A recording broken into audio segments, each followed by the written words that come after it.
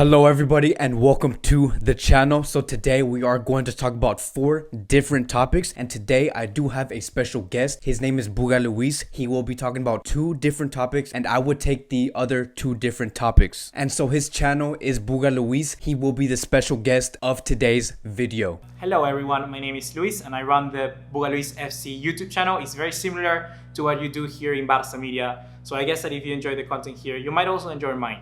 But overall, I'm just grateful for this opportunity, to be honest. And if you guys don't know who I am, my name is Kevin Cortez. I do run the channel called Barca Media, and I also do talk about Barcelona related stuff. I talk about transfers, post-match reviews, I do pre-match reviews. I do many different type of videos for FC Barcelona. So if you are a FC Barcelona fan, this will be the channel for you. Me and Buga Luis do the exact same thing, and I'm really happy to collab with a guy like this. He's a great guy. I hope that you guys do like this video. So we are first going to talk about Sergi Roberto, and according to Miguel Rico from Mundo Deportivo, he claimed Sergi Roberto is a player Barcelona would be open to selling on a transfer. They aren't interested in a player exchange. He is ruled out of the Pjanic and Lautaro operation. Manchester City and Pep Guardiola like him, but Barcelona have asked for more time. And so when we do talk about Sergi Roberto, he is one of those players where every time we do enter a summer or winter, we never know if Sergi Roberto is going to be there or not. Because honestly, Sergi Roberto is someone who is not untouchable.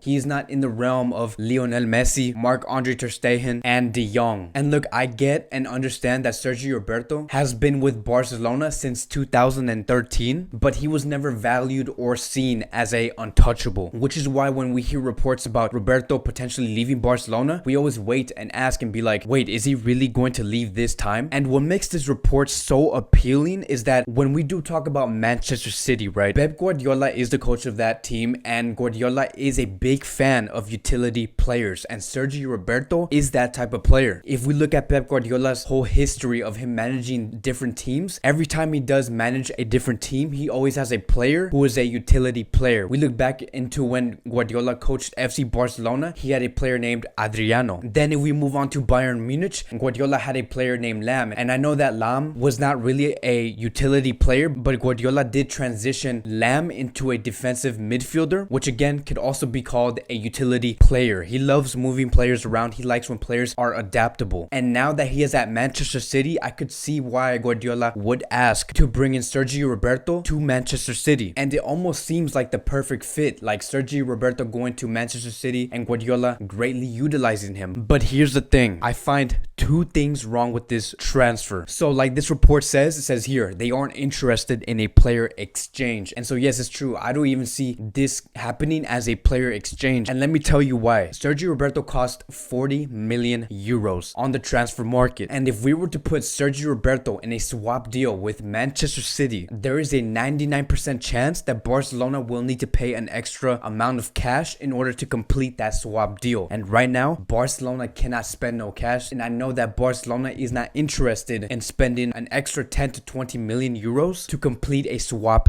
deal. Because if we look at the whole squad that Manchester City have, like let's look at all of the players. Let's not talk about the right backs or left backs. There is no player in that squad that cost 40 million or less. So if we were to exchange, for example, Sergi Roberto and Kevin De Bruyne, for example, right, Barcelona will need to pay an extra 90 million euros to complete that swap deal. And let's say best case scenario, Sergi Roberto gets swapped for a player like Walker. Barcelona will still need to pay 4 million euros to complete that transfer. And again, Barcelona is not interested in spending any money this summer unless it's going to be for the Neymar operation or the Lautaro Martinez operation. And here's the other flaw that I see, right? This is point number 2. Let's say Sergi Roberto does get sold outright. Let's say that Barcelona do end up selling this player for only cash and no swap deal involved. If that does happen, I just don't see that working out for FC Barcelona. Because look, think about this. Barcelona right now are having Semedo in either the Martinez operation or the Pjanic operation. So that's one side. Then if we have Barcelona close to selling Sergi Roberto for 40 million euros on the other side, then we're going to be in a situation where Barcelona is going to have no right back. Why would they want to let go of 2 right backs in the same summer? And we also have to take into account that Semedo does have a very high chance of leaving this summer. He is put in so many operations, and I just don't see Barcelona letting both right backs go. It just wouldn't make any sense. Now, one alternative that people could say is maybe if we sell Sergi Roberto and we put Semedo in these operations, we complete the operations and we get that 40 million from Sergi Roberto. Why don't we use that 40 million to sign a young right back? And even with that being said, that would not make any sense either, because just imagine transferring out two experienced right backs who have been playing with FC Barcelona for at least 3 years and then bringing in a young right back who potentially might not even work. So it's going to be very interesting to see how all of this unfolds. This may not be the first time we might hear Manchester City asking for Sergi Roberto, but as of now, if Barcelona are planning to put Semedo in a operation, Sergi Roberto cannot leave. We need that extra coverage. We need a player who has been playing with FC Barcelona for at least 3 years and has that experience. And so yeah, that is what makes this report extremely flawed. I don't see this actually happening, and I actually might lean towards the side of this report not even being true. So next up, we got information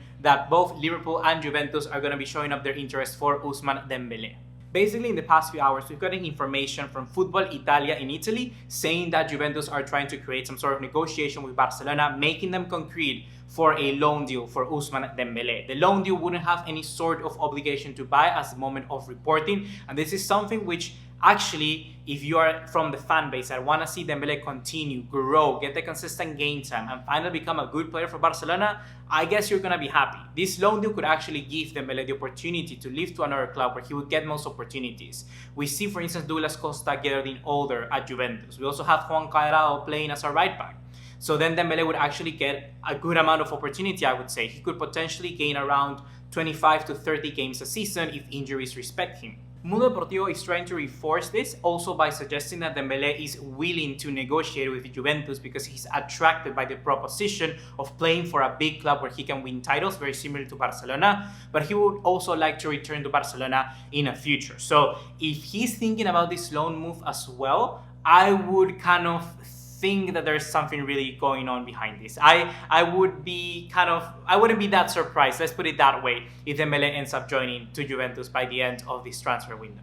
In the other hand, we also have the interest from Liverpool, and according to this one and the reports coming from France, it says already that Jurgen Klopp has made an offer. That Liverpool has made an offer already in the past few days for the interest of Ousmane Dembele, and that offer would have been a loan without any sort of loan fee being kind of disclosed, and then an option to buy by the end of the deal. I would say for Ousmane Dembele, and if my priority as a Barca fan is to see Dembele improve, I would take the kind of opportunity to play with Klopp over someone like Maurizio Sarri. Because also I think that sort of system where they praise very high and can also have very good counterattacks with open space will come very good in hand for Ousmane Dembele, and he could improve in the skill set that Barcelona actually requires. Let's say he goes to Liverpool and improves in the Premier League. Then he could come back to Barcelona and with those skill set that he has learned, play even better. Overall, all of this sounds very positive. Yes, I understand. But only if your priority is to keep the player. If the board, Bartomeu and everybody else wants to sell Dembele, this is possibly the worst thing they could do.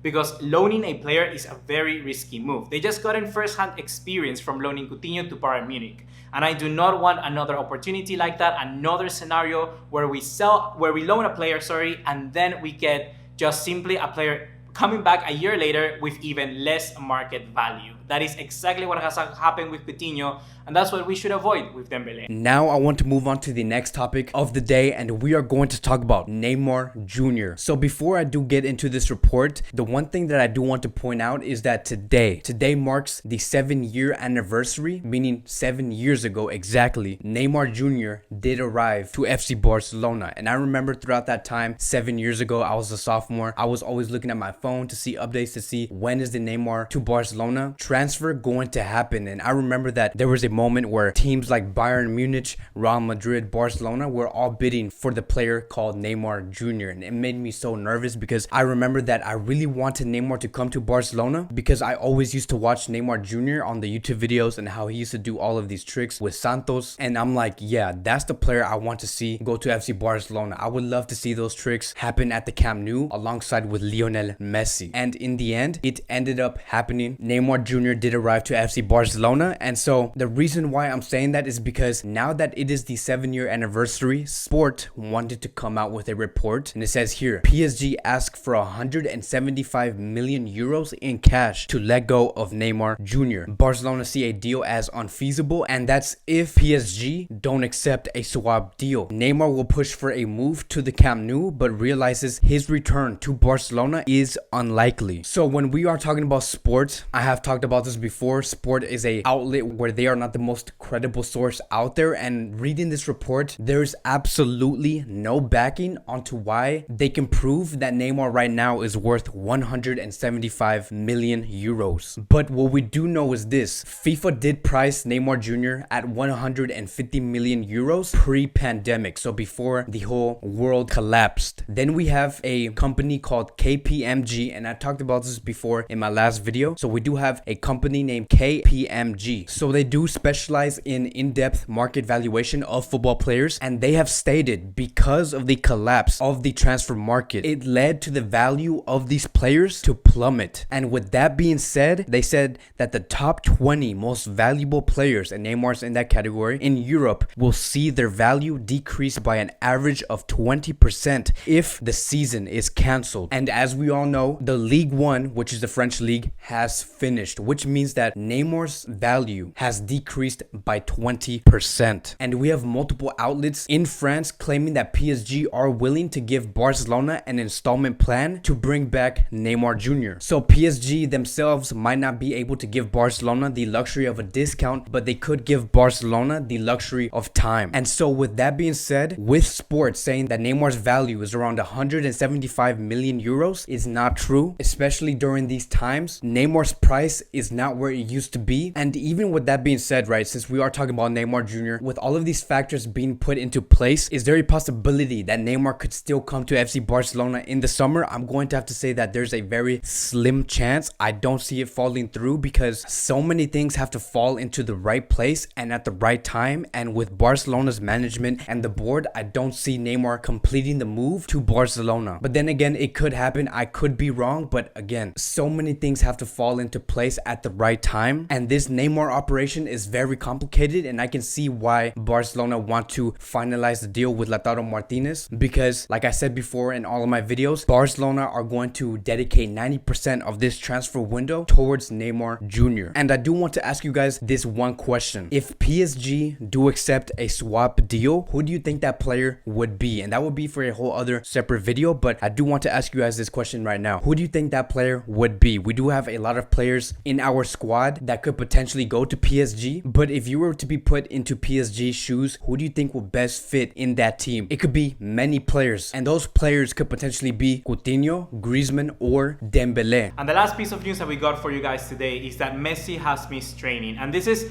of course, a very big scare, but do not worry, guys. It all seems to be part of the plan. So today, Messi went to Ciudad Deportiva Joan Camper to train at the gym, instead of going with a full team in the full training sessions with Quique Setién at there as well. The reason for it is because it's actually part of Messi's plan to kind of get back into full fitness. And this is something that we have to keep in mind when we want our best player returning.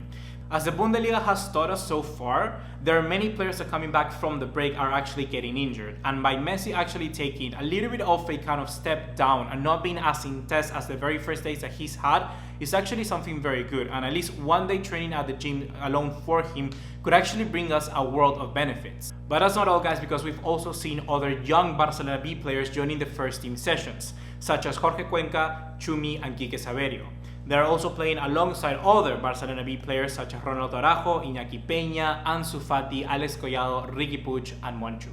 So far, we have to see how the high-intensity training methods of Quique Setién will work out for the squad, basically. You would initially think that this will give some sort of edge to the team against the other opposition once La Liga restarts, but I guess you never know. Injuries could also happen. But thankfully, we're taking also the right measures into account, because tomorrow the squad will not be training. Tomorrow is a free day and they will return later on Friday to continue where they left off. So hopefully we do all good and then we get our first win against Mallorca on June 13th.